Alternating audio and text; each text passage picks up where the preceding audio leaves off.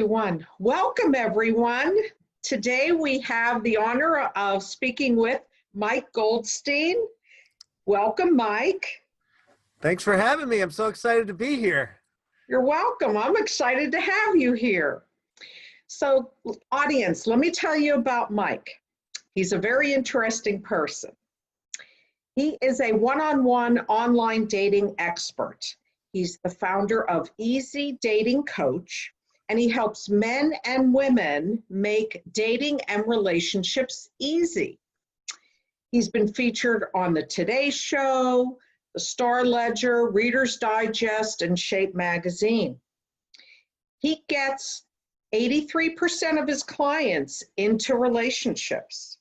He accomplishes this by teaching them online and offline dating, but his specialty is using data from multiple major online dating sites to ensure his clients are typically only needing to meet 6 to 8 people to find someone they like.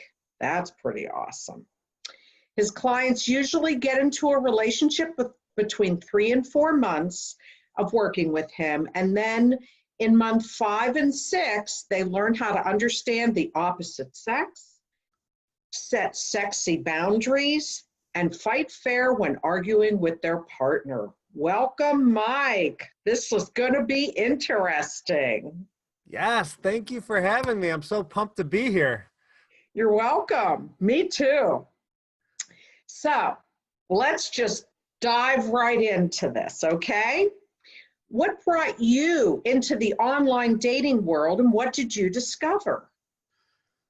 That's so funny you ask. Really, it was kind of dumb luck. Well over 10 years ago, I had a guy, I believe he was in his late 30s, 40s, who came up with this method where he was just going on crazy amounts of great dates, and he was doing so much better than everyone else online dating. He just made it look easy. So really, I just asked him, what are you doing? And he started showing me his strategy and his method. And I'm like, whoa, that's amazing.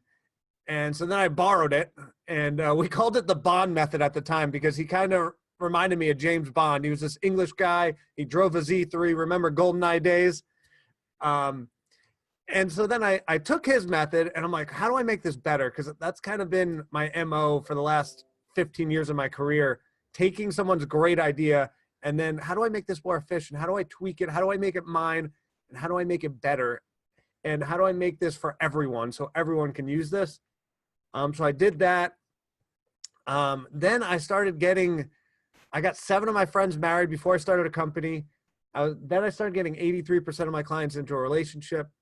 And about 5-6 years ago is when Match, OkCupid, eHarmony were like, what are you doing? How are you more successful than everyone else at this?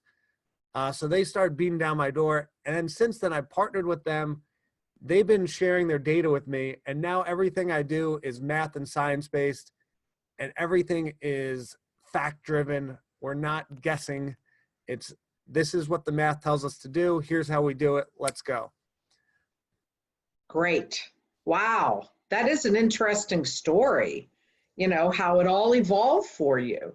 And then they found you. That's pretty cool. Please share some of your valuable tips about online dating and the sites. Yeah, wow, that's a big question. So my favorite kind of opening tidbit for everyone that is kind of universal across apps, across the major sites like Match and the major apps like Bumble and Hinge, is let's talk about the picture. Obviously as women, this is for women and men or just women? No, it's for both. Oh, beautiful. So we all know that the profile picture is the gatekeeper. If you don't have a good picture, you're not getting to the profile. And unfortunately, this is where we're at with online dating. There's just no one's built a better mousetrap yet. So anyway, profile picture. So if I come really close for a photo, my face doesn't look as pretty. So what we want to do for photos and what the data shows is this: if your face, so this, my face, makes up 8 to 15% of the surface area of the entire photograph, I get way more messages than everybody else. So this is vitally important. So don't be too close. Don't be way too far from the camera. Get the right distance, 8 to 15%. And it's just miles ahead of everybody else.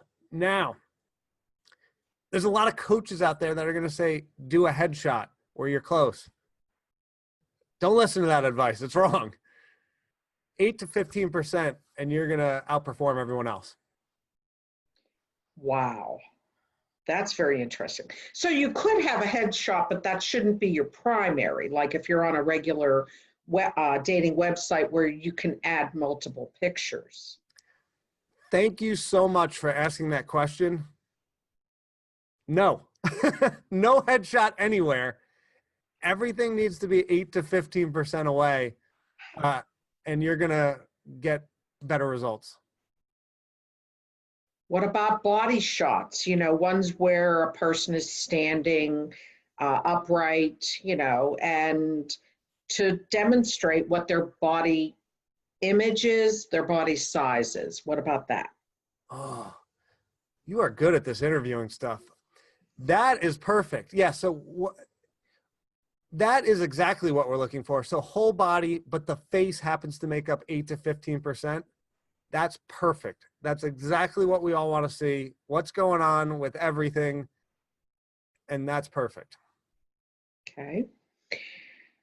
And so besides the pictures, let's talk about the bio. You know, what somebody writes, how long should it be? What should they be emphasizing? Talk about that, please. Yeah. So the first thing about a bio, and the most overarching principle that you need throughout, is just to be wildly specific. And let me give you an example. So you can't use adjectives, first of all. Everyone loves to do this, like, oh, my best friend or my parents would describe me as nice and generous and all these adjectives. And that doesn't mean anything. We can't picture that. It just, I don't know what nice means. You need to tell the story and be wildly specific about it. Like nice could mean, you know, you're in the streets of New York City, you see a bum and you give him $5. Or nice could mean Barbara's like, I'm going to help this guy. And Barbara yanks him up from the street and says, you're coming with me, buddy. We got stuff to do. And Barbara takes him to the nearest Chili's, buys him an old timer burger, and they're having a great time. And she says, I'm going to meet with you every single week until we get you a job. And then Barbara gets this guy a job. Then he gets a house. And all of a sudden, we don't have a homeless person because Barbara is magnificent, magnificently nice. And so we want to hear the story, not just use the adjective. Does that make sense? It does. So if we want to tell somebody that we're a kind person, then we need to say something like, I enjoy giving to charity and going and doing service for nonprofits. Yes. And if we're women writing to men, and it's very different depending on who we're trying to attract. Women writing to men, you want to treat it very much so like you're writing like an outline. Like, remember when you were in like 7th grade and you wrote an outline before you wrote a paper? Right. Or even writing a resume. You want stats. Like, I go do charity work twice a week for 2 hours, and my favorite is dealing with Parkinson's. So those stats make a guy like, oop, all right, she's meeting my checklist. Like, men are very, like, we want to see a lot of white space. We don't need a story. We don't need any feelings. We just want to see, like, does she have the things that I want? Oh, check, check, check, check. So women, when you're writing to attract a man, don't write like you're trying to attract your girlfriend. You're attracting a man, and he has a checklist. He's like, okay, this is someone I can date. Versus men, when you're writing to women, you cannot do this checklist. And we do it all the time because we're like, well, what would I want, or what do men? No, you need to tell a story, and you need to make it flow, and it needs to have, how is she feeling about this? Is there emotion? Is she excited to get to meet with you? So it should kind of flow and have a good path to explaining who you are. Does that make sense? Absolutely, because women are emotional thinkers and men are logical thinkers. So if we're speaking to a man, we need to speak in a logical sense. And if a man is speaking to a woman, he needs to connect with the emotional side. Otherwise, the two are not speaking each other's language. Absolutely. Like, you know, we had John Gray, I don't know, what was it, 20 years ago, say men are from Mars, women are from Venus. And if we can already speak the language, if you will, of a man speaking a woman, you're head and shoulders above your competition, because instead of them having to translate it, like, all right, so he's a PhD, 6'5", and okay, great stat sheet. Instead, you're writing, well, you know, I played basketball and I was the power forward, and telling that story. Just don't give her the stat sheet, tell the story. And so you're speaking Venetian, or like a woman, if you will. And that's beautiful. Yeah, that's great. Great advice, because writing a proper profile, the bio part, it could be the difference between getting hits on it or not getting hits on it. That's been my experience also. Yeah, I mean, you're so spot on. The difference between people that are actually successful in dating, like, anyone can get dates. And it's really being wildly specific about who you are, what you want, so that you're getting the right dates. So even if, let's say I'm working with a client, we may even end up getting, not typically, but we may end up getting less dates, but the right ones, because we're saying maybe you have some weird idiosyncrasies in terms of what you're looking for, who you are, which is beautiful, because we want to find someone who's excited about that. Not, we're not, making a big pond for you to fish in. We want to shrink the waters so that we're going after the guy that makes sense, or the woman that makes sense. So it's really diving into what you are, who you are, and what you want. Does that make sense? Absolutely. Absolutely. Totally makes good sense. How much time per week should a person spend online to be effective? So this is exciting for one of the sexes and not exciting for the other. So ladies, I got you. If we're using my strategy, you're only going to need about an hour and a half a week-ish. So we do 30 minutes 3 times a week with my method, specifically designed for you guys. But men, sorry to say it, it's going to be substantially more. You may need anywhere from 3 to 5 hours to be successful. And I guess go ahead. I was going to say, why is that? Yeah. No one wants to admit this, but it's true, because we've seen it time after time with data. Women can get away with sending a blast message to men in terms of basically saying almost anything. So with women, we don't have to actually read profiles or write something intricate or think about what we're writing. So we can speed up the whole process in terms of what we're sending to men. And if we have a strategy on who to target, how to target, and we just optimize everything, we can get you on high quality dates very quickly. Versus men, there's a lot of pre-work to getting the right woman. He needs to read the profile. He needs to make sure he's interested. Then he needs to come up with something amazing to say that's based on her profile and make her feel like he cares and she's special. And on the flip side, a woman doesn't need to do that. Just ask him on a date. He's going to feel special. He's not getting that many messages. On the traditional sites, like an OkCupid or a Match, men, when I was doing online dating, 1 message a week, and I don't think I'm terrible looking or had a horrible profile. That's just what it is. What it is. Men don't get many messages on these sites. So when he does get one from a beautiful woman, it's like backflips, cartwheels. He's excited and he's going to investigate it. And it doesn't need to, have Shakespeare in there. It can just say anything and he's going to give it a look-see.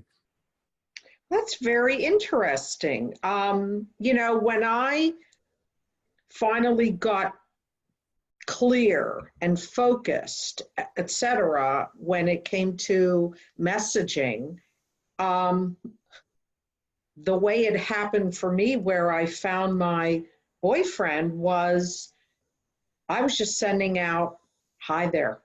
That was it. And I was very surprised that it ended up being a guy that I met that was great, and we've been in a relationship for over a year now. So it's such a great point. Like, I almost want to do a study where a woman writes like, "I really like poop," or something silly, and see how that performs, because we've sent things kind of obnoxious, and it really doesn't matter is what we've found. If you've got the good profile, you've got the good pictures, it doesn't matter what a woman messages a man. that's pretty interesting. Wow. Just unbelievable that would be, that we as women, rather than writing a whole spiel, be simple and somewhat direct, and we might get a response that way from the guy. And I'm really surprised that men don't get messaged as much as women do. Oh yeah. I think the kind of the mindset, and I'm speculating a little bit here, but as we know, men are typically supposed to be the hunters and women are supposed to, be patient and chaste. And so I think we're still living in that dynamic where men are chasing. But what we've found is that women are going to be way more successful in finding partners. And really, as a population, we're going to be way more successful getting people together when women just send, it's just way more efficient. And women send some generic message and blast it to a lot of men, we're going to get more people together. Because the man, it's going to take them hours and hours to write these well-crafted things. But a woman just sending a simple thing to a lot of people and then getting on dates, and then she chooses, for example, if she's asking out 50 men and then 12 of them want to go on a date, and then she selects from the 12 and picks one every week from 12, well, that one date for her is going to be amazing. And so then we get her together, we get her paired up very quickly. And if we rinse, repeat with a lot of women, we get a lot of partners together. And it's just a very efficient system. So I very much so encourage women to go wild in terms of messaging to get on, high quality focused dates, if that makes any sense. Oh, yeah, definitely does. So somebody messages somebody, they begin communicating. How soon what do you guide, or how do you guide, I should say, your clients as far as offering a phone number and communicating that way on the phone, hoping, that one of the members asks the other out. So, give me and then meeting and talk a little bit about that. So when is it appropriate to get a phone number, start talking on the phone, and then meeting? Yeah. Such a phenomenal group of questions. So it really depends on the person. But there's an overarching principle that answers everything. So we take a Venn diagram, which I believe is the two circles that meet in the middle, right? And so we've got two separate concepts, and then they overlap in the middle where they share the concept. So for the most part, and I hate to stereotype, but let's talk in generalities. Women are looking for comfort in dating, safety, comfort, and men are looking for speed, right? So that's our two circles, speed, comfort. And then they overlap where there's speed and comfort. So women want to feel safe when they go on these dates. So if a woman could feel safe, she'd go right away, right? Because she wants to meet a person, meet someone in person, see if there's chemistry, compatibility, butterflies, all that wonderful stuff, shared values. And a man's like, wow, this online dating thing's frustrating. Like I message all these women and, you know, not many respond. And when they do, sometimes they disappear. And women deal with this as well. But they want to get there and see, wow, she actually does look like her pictures. Wow, like she's got a great personality. She's beautiful. I want to get to know her. So to answer your question, as soon as the woman feels safe and comfortable, the man wants to be on the date. He doesn't want to waste any time. He's afraid you're going to disappear. He's afraid of wasting time. He wants to get there. So as a woman, if you can feel comfortable, get on the date immediately. So a lot of women I have actually in the first message basically asking a man on a date. So you can go basically immediately if you feel comfortable, safe, and of course meet in a public place. And this is beautiful because men are tired of women disappearing. And once you get there, both parties can say, wow, you look like your pictures, you're good looking. And then you can start really seeing how it flows, how the conversation goes. Do we have shared values? Is there something worth pursuing? Which we really can't tell online. And of course, Barbara, there's been a lot of scientific studies done where they've tested people messaging and whether, you know, you're building any emotional connection or building any real connection. And if you just message all day and you message for a year, you're not building any connection whatsoever. And the science has backed this up over and over again. So we do need to get in person. And worst case, if we are on the phone, that has been proven that you can build connection on phone calls. But still, obviously, the best is meeting in person. Absolutely. I mean, through my 6-year experience of being online and meeting people, some people met them, you know, felt like really like we were not a good match. And I'm pretty honest, so I'll tell them right away that and it wasn't really as we say, the chemical reaction or the butterflies. It was more their, you know, personality type. I could tell they weren't like a happy person, and I'm a happy person. I want to be with somebody who's positive and happy and energetic, etc. Who does, you know, I don't want to sit on the couch and watch TV every night. That is not my life. I want to go out. I want to do stuff. I want to be engaged. And then I would communicate with people who never asked me out. And I would say to them, I really would like to meet you. When can we meet? And they would never follow through. Wow. So, you know, there were frustrating times throughout that experience. But I will tell you, using my boyfriend as an example, he did all the right things. You know, he asked me for my phone number, like within a matter of 24 hours. We talked on the phone. The things that we discussed, I could tell he had a good heart, that he loved his family, he was close with his family. That tells me a lot about a person. And then he immediately asked me out, and he accommodated because I was working, he's retired. He accommodated where we met, my time frame, etc. And yeah, I mean, it was great. And, you know, initially I could see, you know, that he was just this quality person that met a lot of my requirements. And it just built from there. And I mean, I'm just so grateful that I continued my process, because I had taken a few months off because I had, you know, like, I just need a break from this. And then I just started again a year ago, January. And then in February, apparently I messaged him and we met in February and been seeing each other ever since. So I love that.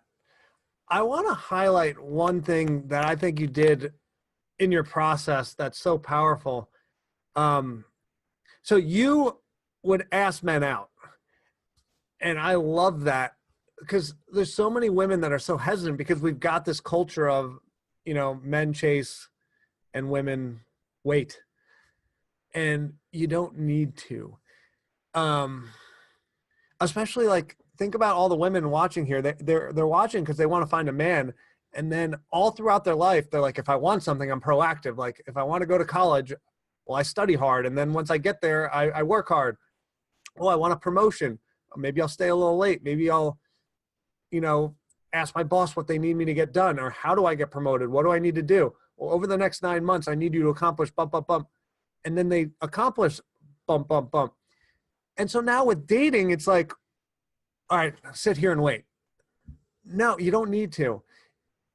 What we've discovered is in this whole online dating universe, there is no masculine energy, feminine energy. We're just online. We're on the internet and we don't know each other. So as a man, if I get a message from a woman saying, hey, you want to go out on Tuesday? All I'm thinking is, yeah, dude, I want a date. Absolutely. And so then once we get there, then, you can do your feminine energy thing and let him pursue you. And the guy can, at the end of the date say, wow, you're fabulous. And when can I see you again? And then you can say, whenever. Or if he doesn't ask you out and you had a great time, you just end the date with, man, Mike, this was a phenomenal date. I hope I get to see you again. And now he can call you, text you, email you, whatever he needs to do to get you on further dates, and you can be on your feminine side. Does that all make sense? Absolutely. Oh, yeah.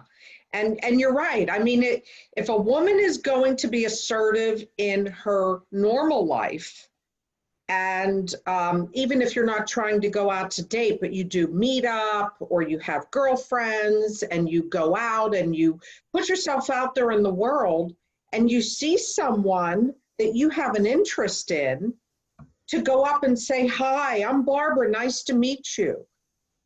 There's nothing wrong with that. That is how life is. We have to put ourselves out there. It is uncomfortable. We don't want to be rejected. But in order to stand in our own power, but still our feminine power, we have to be assertive in today's world. Otherwise, we're not going to get anywhere. That's my view on it. Absolutely. I love it. So, are there any last thoughts, Mike? Last thoughts.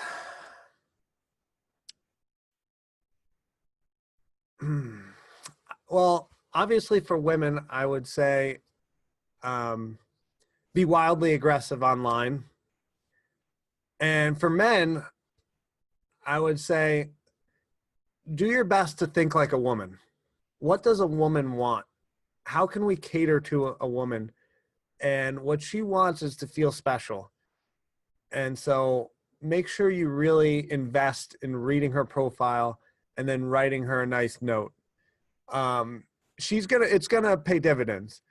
If women start to feel that you're taking this seriously and putting in effort, you're gonna get more dates. Women are gonna take you more seriously.